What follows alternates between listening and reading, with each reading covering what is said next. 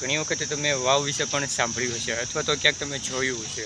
તો અત્યારે આપણે હાલ તો સાવરકુંડલા શહેરમાં પહોંચી ગયા છીએ અને સાવરકુંડલાથી 4 થી 5 કિલોમીટર દૂર જે ગિદ્ધર વાવ આવેલી છે, તો ત્યાં આપણે અત્યારે સ્થળ ઉપર પહોંચી ગયા છીએ અને પાછળ તમે જોઈ શકો છો કે મહાદેવનું મંદિર પણ છે અને એની બાજુમાં છે તો એક વાવ પણ સરસ મજાની છે, જે બહુ ઘણા જૂના સમયથી આ વાવનું નિર્માણ કરવામાં આવેલું છે. તો મિત્રો, આ વાવ વિશે આપણે જોઈએ તો આપણને જે વિકીપીડિયા અથવા તો ગૂગલમાં છે તો એમાં સર્ચ કરીને આપણે પણ એમાં એની વિશે માહિતી પણ લઈ શકીશું. તો આજે હું તમને ઘણા બધા એવા જે પૌરાણિક જૂના સમયની વાવ છે તો એમને હું તમને આજે વિડીયો દ્વારા દર્શન કરાવીશ અને સાથે સાથે આપણે મહાદેવના પણ દર્શન કરીશું. તો મિત્રો, આ વિડીયો છે તો વિડીયોનું માધ્યમ એ જ રહે છે કે જે આવનારી પેઢી છે તો એમને એક નવો સંદેશો અને નવું જ એક પ્લેસમેન્ટ આપણે આપવાનું રહેશે, તો જેથી કરીને ખબર પડે કે ભાઈ આપણે જે જૂના સમયમાં છે તો ઘણું બધું ટેકનોલોજી ન હોવા છતાં પણ એટલું બધું સુંદર કામ કરેલું છે અને સુંદર આકૃતિઓ પણ એમાં આપેલી છે. તો વાવનું નિર્માણ છે તો આખું પથ્થર દ્વારા કરવામાં આવેલું છે અને વાવ છે તો એમાં હજી પણ હાલની તકે પાણી પણ રહેલું છે. તો આપણે ત્યાં વાવના પણ દર્શન કરીશું, વાવને જોઈશું અને મહાદેવનું મંદિર છે તો પણ આપણે પણ ત્યાં દર્શન કરીશું. અને અત્યારે તો આપણે બગીચો છે તો બગીચામાં સરસ મજામાં બેઠા છે અને ઉનાળાનો સમય છે તો વૃક્ષની નીચે બેસવું પણ એના ગમે, વૃક્ષની નીચે બેઠા બેઠા ઠંડો રાખતો હોય. તો ચાલો મિત્રો, હવે વધારે સમય ન લેતા આપણે વિડીયો સ્ટાર્ટ કરીએ.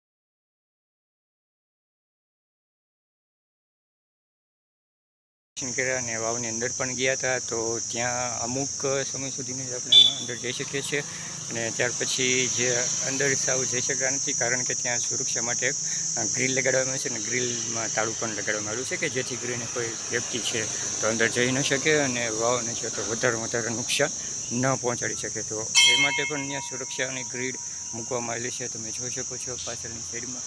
જો અંદરની સાઈડમાં છે તો ત્યાં વધારે અંદરની સાઈડમાં નથી જોવાતું, કારણ કે ત્યાં ગ્રીલ લગાડેલી છે લોક સુરક્ષા માટે.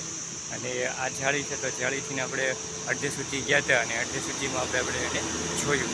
તો મિત્ર, આવી જ વાવ છે તો ગુજરાતમાં અને અન્ય રાજ્યમાં પણ વાવ છે તો રાજા મહારાજા દ્વારા બનાવવામાં આવેલી છે અને એમાંથી પાણીને પ્રાપ્ત કરી શકીએ છીએ. તો અત્યારે હાલની અંદર પણ અત્યારેમાં પાણી છે અને પાણી પણ અત્યારે ભરપૂર રીતે ભરેલું છે. તો મિત્રો, આ વિડીયો તમને કેવો લાગ્યો, પસંદ આવ્યો તો લાઈક કરજો, શેર કરજો અને કોમેન્ટમાં તમે જરૂર જણાવજો. તો ફરી વખત આપણે મળીશું નવા વિડીયો સાથે, નવા અંદાજ સાથે. તો ત્યાં સુધી જય હિન્દ, વંદે માતરમ.